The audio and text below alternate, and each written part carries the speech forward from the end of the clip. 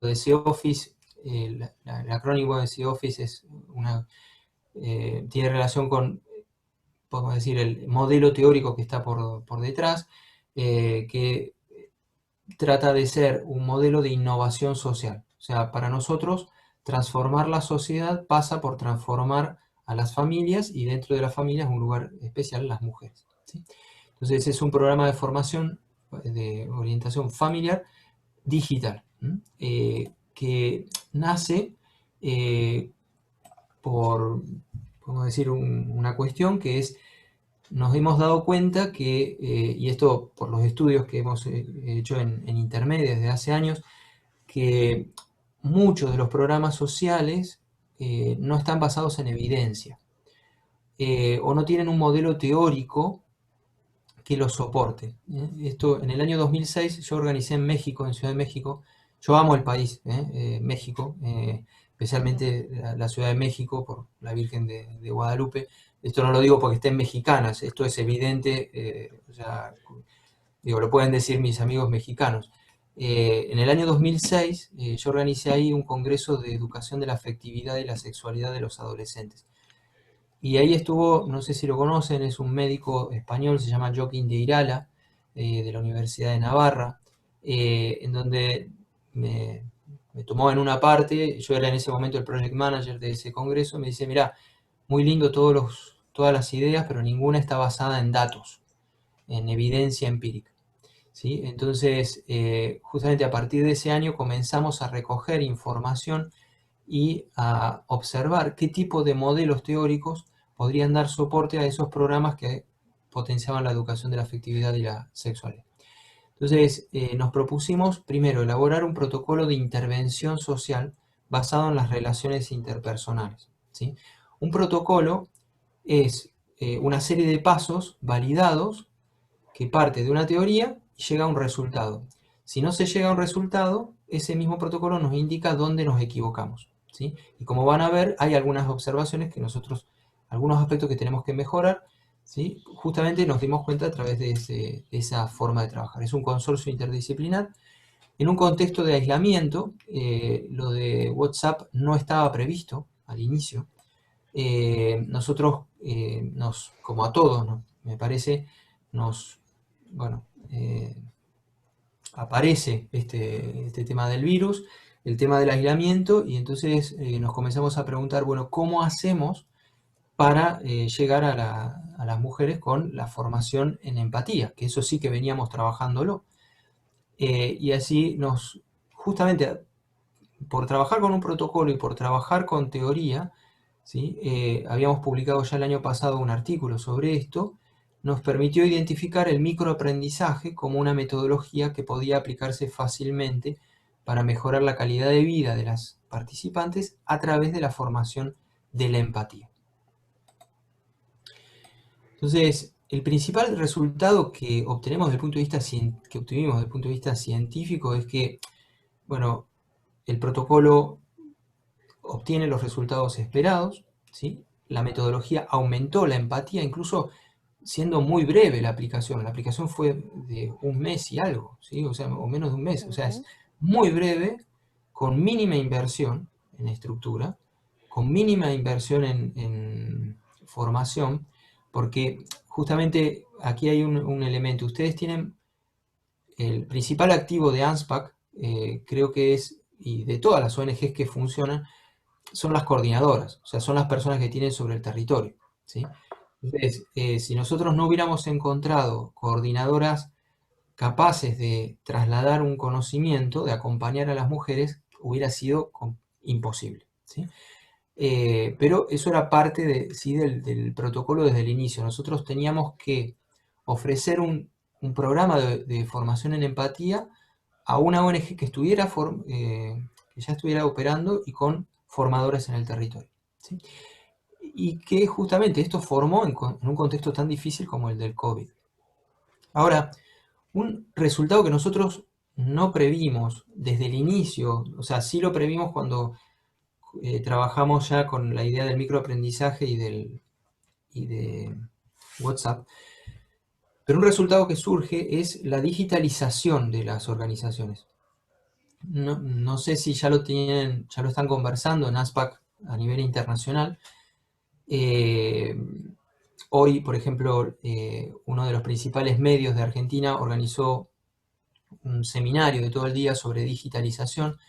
Es el gran tema, ¿sí?, para salir adelante en el post-COVID. Bueno, las ONGs o las organizaciones, no solamente las ONGs que quieran adaptarse a la post-pandemia, tienen que plantearse cómo hacer de manera diferente, mejor, lo que antes hacían, pero incorporando todo lo que se pueda las herramientas digitales.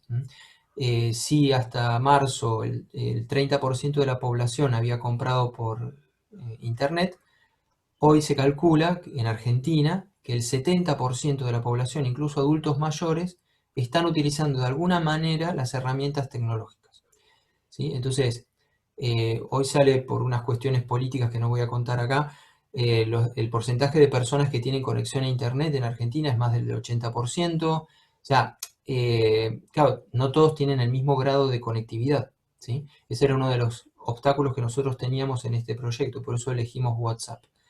Pero los desafíos que plantea el COVID plantea también la oportunidad de la digitalización.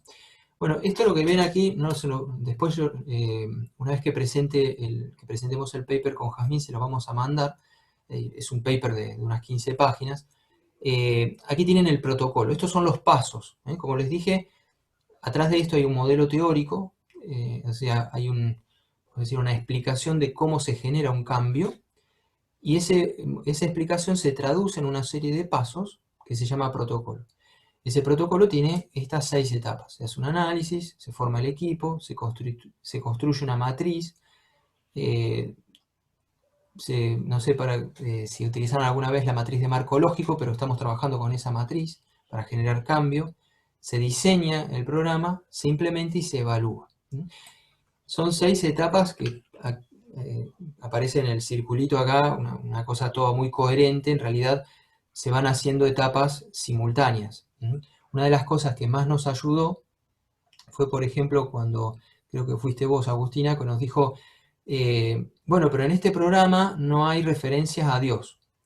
Entonces, claro, porque nosotros cuando elaboramos el programa, lo elaboramos sin saber, los contenidos, quiero decir, sin saber cuál era la ONG en la cual podíamos aplicar este programa. Entonces, eso fue un aporte muy valioso que nos hizo tirar para atrás, ¿sí?, en algunos aspectos, cambiar otros, ¿sí?, hacer las modificaciones que fueran necesarias. Y esto es importante. ¿Por qué? Porque este protocolo implica la participación de la ONG y las coordinadoras, en este caso ustedes le llaman coordinadoras, de las personas que están en el territorio, ¿sí? Y lo que estamos presentando acá no es un paquete cerrado, sino que es un primer test, un primer prototipo, se dice en diseño, que ha funcionado, pero que puede mejorarse y queremos que ANSPAC lo siga pudiendo aplicar, y esto sirva a nosotros poder ofrecerles a ustedes un protocolo. Luego se pueden generar otros programas similares, ¿sí? Eso es la virtud que tiene trabajar con un modelo teórico, con un protocolo, ¿sí? Es como decir, bueno, siempre que que quiera generar un proyecto educativo, pedagógico, para llegar a mujeres en situaciones de exclusión y en condiciones de encierro, de aislamiento, puedo hacerlo aplicando este protocolo. Ese es un poco el objetivo. Bueno, entonces lo que hicimos fue, bueno, como decía acá acá, como decía aquí, utilizando en la fase de diseño, en la cuarta fase, dice, utilizando bibliografía sobre la temática, ¿sí? Fundamentalmente utilizamos 2 autoras, Rilló, que es una argentina del CONICET, que es directora, mentora de una profesora de la Universidad Austral, y McLaren, que tiene una serie de libros sobre la empatía. Involucrando a las coordinadoras, se elaboraron el plan de acción, los materiales pedagógicos y de difusión, ¿sí? Bueno, los contenidos nosotros se los compartimos a todos. a ANSPAC Argentina. Luego, si quieren, también le mandamos el link al resto, para que vean los contenidos que aplicamos. Pero el programa consistía en aplicar durante 4 semanas una serie de mensajes en WhatsApp, que los ven aquí, que esto es el diseño, autoría de Has. Has, no sé si querés contar algo de cómo los elaboraste y cómo era el proceso. Así también Sí, escuchan otra voz. un poco lo que buscamos hacer en los 4 módulos donde se desarrolló la empatía, ya sea como emoción y también como una capacidad cognitiva, fue empezar o sea, es que estas pastillas de información primero sean algo como a modo de ilustración, algo muy introductorio, eran 4 intervenciones, 4 o 5 intervenciones por semana, diarias, que la idea era que no consuma más de 10, 15 minutos cada una, para que las mujeres, entendiendo que también ellas tenían que ocuparse de varias cosas más, no deban aislarse completamente para leer algo largo, sino que esté en un idioma, en un mensaje entendible, eh, que sea amigable, por eso también usamos distintos emojis, y también para la que no podía leer o no sabía leer, todas las intervenciones las mandamos también en formato podcast, en formato de audios, para quienes quieran escucharlo y después realizar las actividades. Entonces al principio les damos un poco de información de manera ilustrativa, con un video, con un cuento, con imágenes. Después sí había un módulo un poco, una intervención un poco más teórica, en el sentido de que hablábamos concretamente de algunos conceptos o aspectos. Después, como se ve en la última foto, dábamos como consejos o tips de cómo aplicar esos conceptos en la vida diaria para que no sea un concepto abstracto, sino que se pueda llevar a la práctica. Y por último, les pedíamos en cada módulo una actividad donde las participantes debían comprometerse y llevar a cabo algo, una actividad cortita, como anotar acá, decirle buenos días con una sonrisa y preguntarle cómo está un miembro de tu familia, anotar cuál es su reacción, como para empezar a darnos cuenta, o que las participantes se den cuenta, en qué cositas está presente la empatía y cómo pueden usarla, digamos, o incorporarla a sus rutinas en cosas tan simples como decir buenos días con una sonrisa, y ser conscientes de cuáles eran los cambios, para que de esta manera ellas puedan tener un cambio y también, ojalá, quizás, crear un cambio, fomentar un cambio dentro de todos los miembros de la familia. Entonces, nosotros generábamos el mensaje, o sea, se generó vamos a decir, se generaron todos los contenidos. Esos contenidos se iban modulando y se iban enviando a cada coordinadora, y cada coordinadora la enviaba a cada uno de los grupos. De tal manera que la mujer no recibiera el mensaje de parte nuestra, sino que lo recibiera de parte de la coordinadora. Para nosotros es muy importante, uno, dejar capacidad instalada en la ONG, ¿sí? Y dos, generar más el bonding, el vínculo entre la ONG y las personas que atienden, porque consideramos que eso es una parte, una proporción muy importante de la efectividad del programa, ¿sí? Entonces, este programa, cada uno de los módulos tenía un sentido, ¿sí? O sea, nosotros trabajamos con, podría llamarse un plano inclinado. En definitiva es lo que algunas llaman como un modelo de cambio por etapas. En la primera semana la persona se encontraba con el tema empatía, en la segunda semana pensaba si la empatía era para ella, la tercera semana cómo podía mejorarla, y cuarta era ya más la práctica. ¿Sí? Ese es el modelo, se llama modelo transteorético. ¿Qué resultados? Para no aburrirlas con tanto, después vamos a las preguntas. Bueno, una alta adhesión, la verdad que las coordinadoras nos apoyaron muchísimo. Te digo, o sea, sin las personas que trabajan sobre el campo, nosotros no lográbamos absolutamente nada, ¿sí?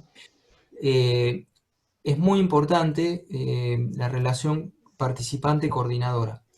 En el año 2013 yo apliqué un programa parecido, pero entre 7.000 adolescentes en Italia y en España, para prevenir el uso de tecnología de videojuegos o de pornografía, o sea, de tecnología negativa en los adolescentes. Y la diferencia no estuvo de resultados, no estuvo en los programas, sino que estuvo en quién aplicó el programa, ¿sí? Entonces, para nosotros en este caso era clave tener una ONG de referencia bien organizada y con gente bien preparada. Las coordinadoras eran, Fernando, perdón, sí, sí, te hago una pregunta. ¿Cuál fue el promedio de respuesta de las participantes a las actividades? ¿Lo tienes? sí. No tengo el dato exacto, no tengo el dato exacto porque nosotros, o sea, para que te des una idea, el 100% respondió el cuestionario inicial, ¿sí?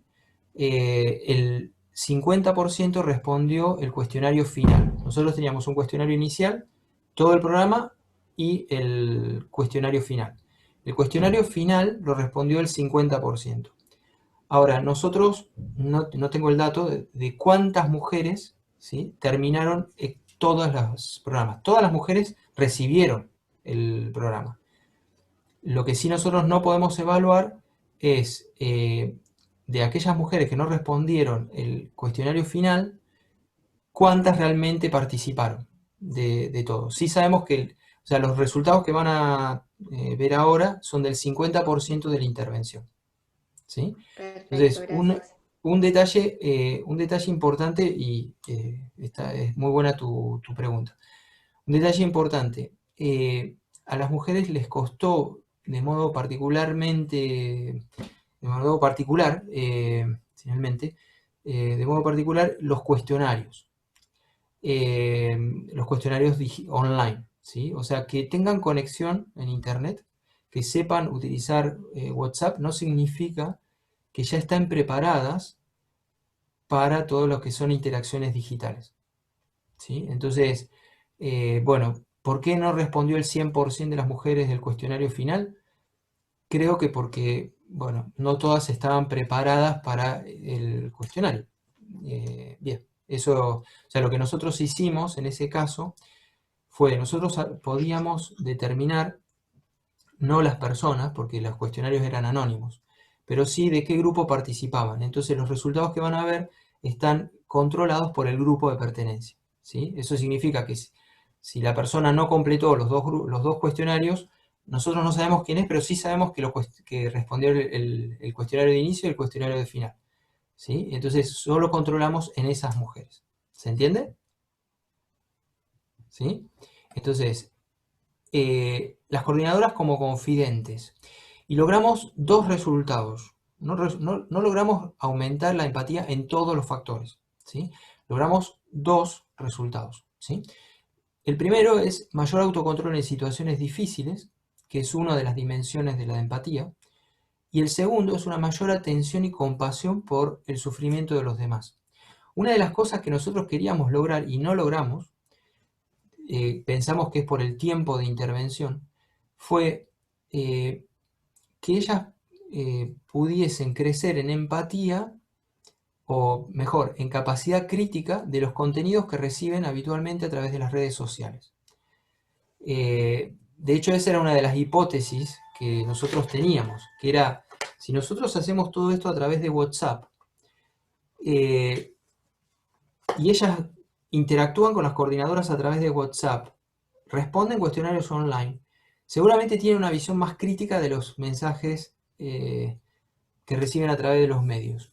Y no lo hemos, al menos no creemos no haberlo logrado, ¿sí? Entonces pensamos que es por el tiempo breve que tuvimos para implementarlo, ¿sí? Entonces, estos resultados tienen la columna de la izquierda es el pretest, es decir, es el primer cuestionario, solo de las mujeres que respondieron el segundo cuestionario. Y el post-test, ¿sí?, es el segundo cuestionario. Y entonces, como ven, hay una diferencia, se aumenta el nivel de empatía general, ¿sí? O sea, nosotros medimos, hay un instrumento validado por Richaud en Argentina, medimos la empatía. Entonces, son una serie de preguntas, son 12 preguntas, con esas 12 preguntas se hace lo que se llama un índice, y comparamos cuánto medían las mujeres al inicio y cuánto medían al final. Si yo les pusiera solamente este resultado, sería incompleta la información que les doy, ¿sí?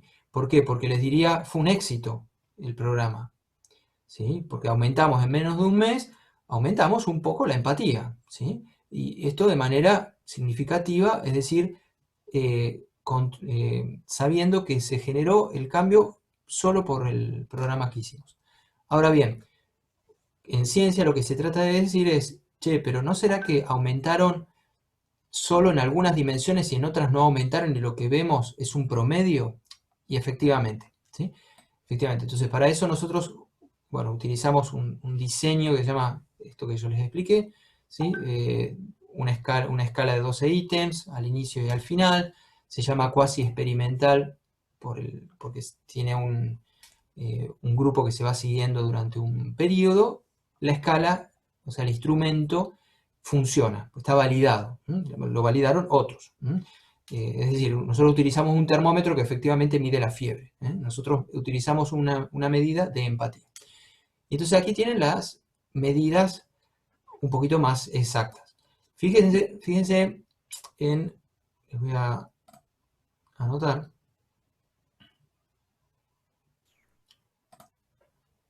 Fíjense aquí, esto que les estoy señalando aquí, ¿sí? Esto se llama en estadística prueba de Leven, y para poder decir que el grupo el grupo de mujeres al final de la intervención tenía más empatía que al principio por el programa, yo tenía que conseguir aquí un número menor a 0,05, ¿sí? Es un tema estadístico, créanme, ténganme fe, que es un tema de significación estadística, de significatividad estadística. Bueno, solamente lo logramos en preocupación empática y distrés personal.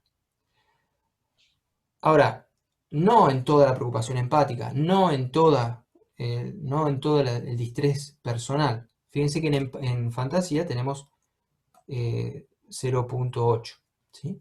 Entonces, en esas dos dimensiones logramos el resultado, ¿sí?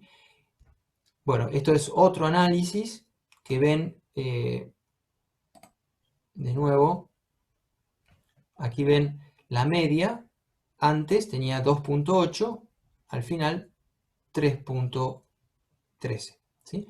Lo mismo en distrés personal, y fíjense en fantasía. En fantasía, y esto es interesante observarlo porque eso es lo que puede pasar en algunos programas como este. En programas de cambio comportamental, en programas educativos, básicamente. Nosotros logramos mejorar la preocupación empática y el distrés personal, pero la fantasía parece que resultó menor, ¿sí? O sea, fíjense que tienen 3,08 al inicio y 2,48 al final, ¿sí? Entonces, ¿qué significa eso? ¿Que redujimos la fantasía de las mujeres? No, simplemente que no funcionó, ¿sí? No funcionó en ese aspecto, ¿sí? el programa. Reinaldo, una pregunta. ¿La fantasía tiene que ver con las dinámicas que tenían que ver con cómo se proyectan ustedes en 5 años más? ¿Cómo ven el futuro? ¿Cosas así? No, tenían que ver con cuando ves este texto, ¿qué te genera? ¿Sí? O esta música, ¿qué te genera? O sea, era aumentar la capacidad crítica de las mujeres respecto a contenidos que nosotros le íbamos transmitiendo a través de WhatsApp. Evidentemente, por eso te digo, Imágenes con situaciones hipotéticas.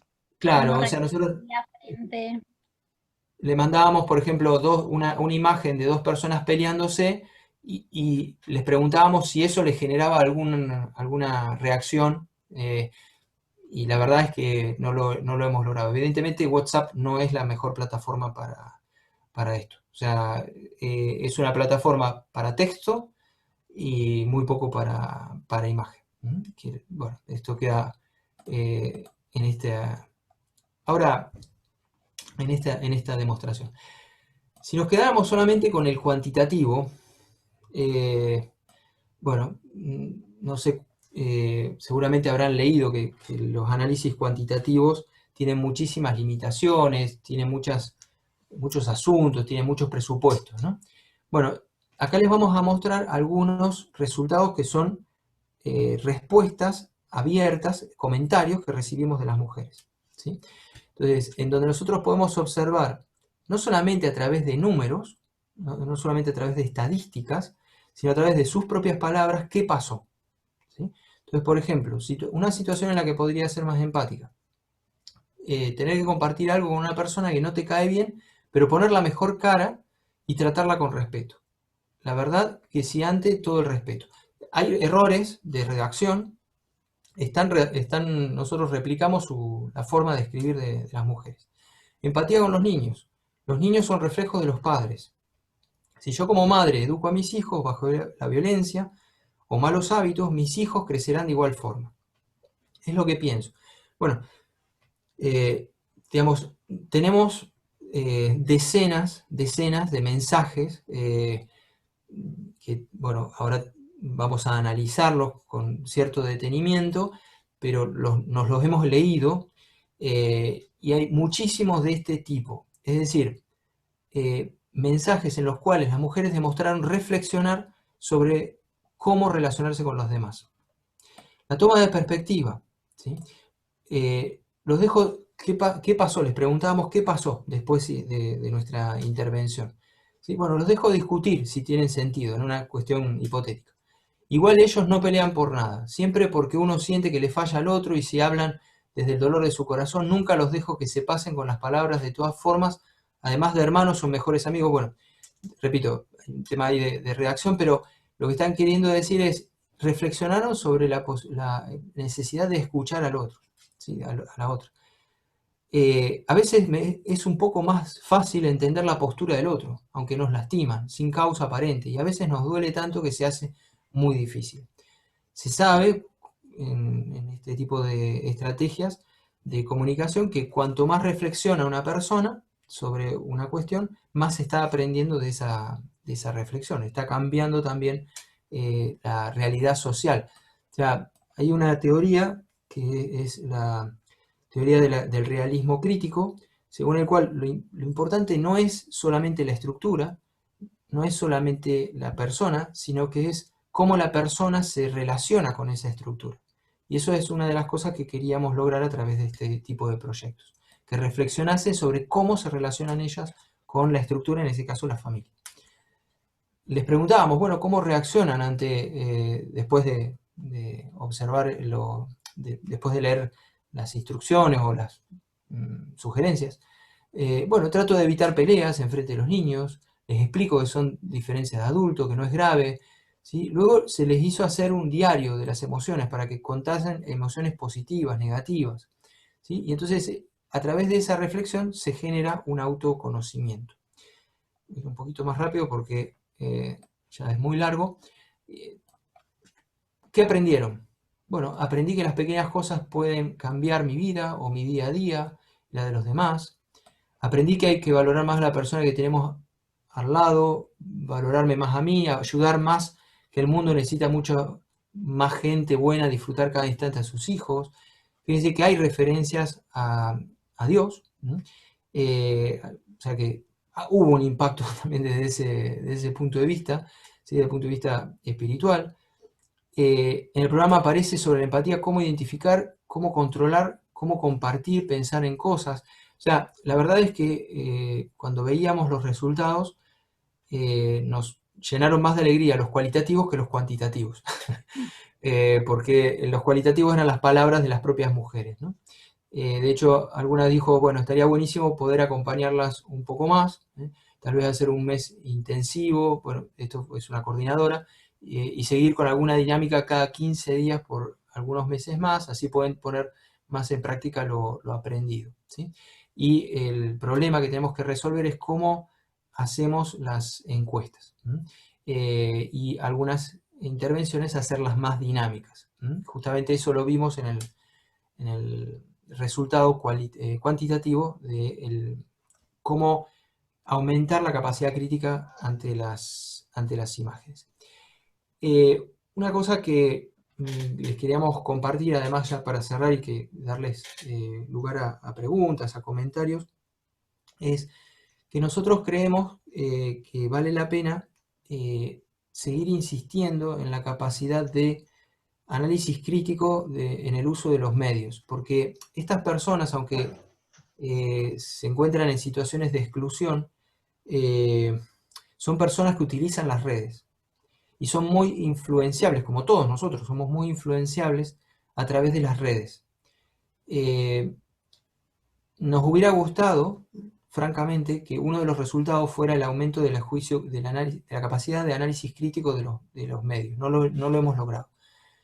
Entonces, este aspecto es muy importante para la independencia de pensamiento de estas personas, para la misma formación profesional y futuro profesional de estas personas. Si, por ejemplo, ustedes quieren sacar o formarlas como empresarias o como emprendedoras, es clave que sean capaces de juzgar críticamente y trabajar en las redes. Nosotros estamos trabajando, lo que ven ahí es un programa que estamos diseñando con Has y con otras personas, cómo hacer que estas personas también en situaciones de exclusión sean capaces de gestionar las redes como un influencer, ¿sí? Y de esa manera acelerar los cambios sociales, en los casos que tenga que ser un cambio social, pero también, en cierta manera, como que sean capaces de ellas mismas sacar adelante su propia familia. O sea, una de las cosas que queríamos hacer, pero que no lo hemos logrado, justamente es esto, que ellas, a partir de lo que nosotros les decíamos de hacer a través de WhatsApp, ellas mismas replicaran ese programa en su familia. Para eso necesitamos más tiempo, necesitamos trabajar más tiempo y necesitamos entrenarlas un poco más. Esos son, digamos, como limitaciones y futuros, bueno, vías que creemos que vale la pena explorar. Bien, esto era la presentación de resultados y mejor si hay comentarios, preguntas y así enriquecemos todo. A mí me gustaría Reinaldo, acompañar. ¿y pensás Perdón. que esta falta de juicio